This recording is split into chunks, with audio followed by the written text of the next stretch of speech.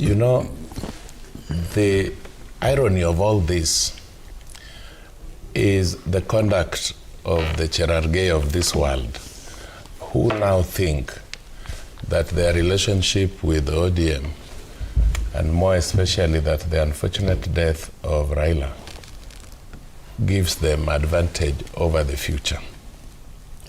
I want to ask that we let Raila just rest in peace. Just let them rest in peace and then deal with these issues.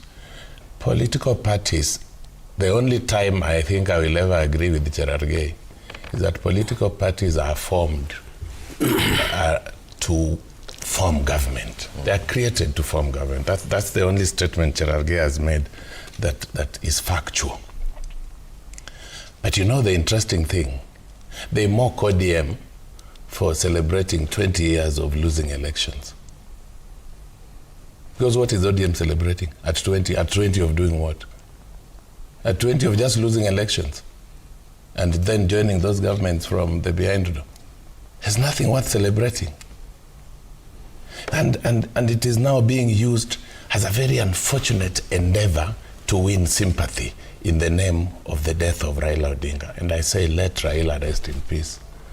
Some of these people are our students. This Jared is my political student. Ask him how he joined politics. He will tell you it has everything to do with me. This one. So, political parties must form government. If they lose elections for 20 years, they have nothing to celebrate for. And you know Cherargei, and let me say this, the Honorable Mutahi Kahiga has been condemned by every political leader from that region. Can we let his statements be attributed to him? NCIC have summoned him. I don't think that we can come on TV to despise our whole community because of the carelessness of one of its leaders. And then finally, Cherargei lives in Mass. He doesn't live in Kenya.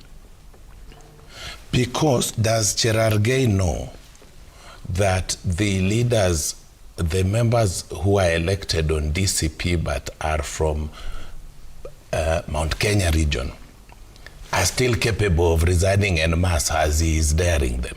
Does he know it is possible? Does he imagine that that would be a mini general election for this country a year to elections? Is the government ready for that consequence? Would elected on UDA. And would ODM shield it from that danger? That recklessness that Cherargei is displaying here is risky, is dangerous. Actually, it should be the other way around. Why can't they expel them? Why can't they go through the motions of expelling the new twos of this world, all of them who were elected on UDA and are now DCP protagonists? Yeah. The consequence will be dire. And as I conclude, Trevor, there has also been talk of kingpin. Kenya does not need kingpins. The Jackson Angaines of Meru went. Meru is just there. You remember Mulu Mutisia of Ukambani?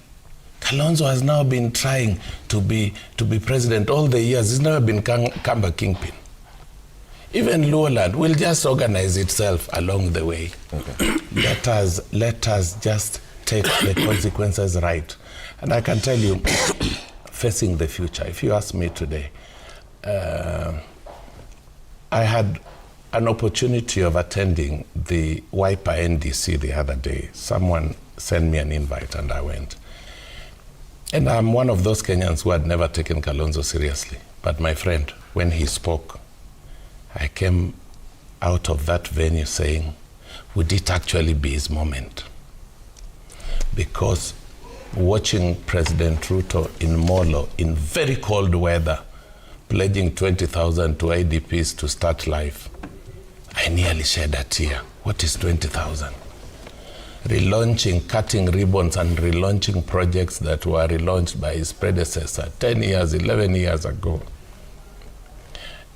The only other thing Ruto said that is true is that Kenya is no longer a country hosting fools. Wajinga waliisha, they are not there. Even in Nandi, where Cherargei comes from. Okay.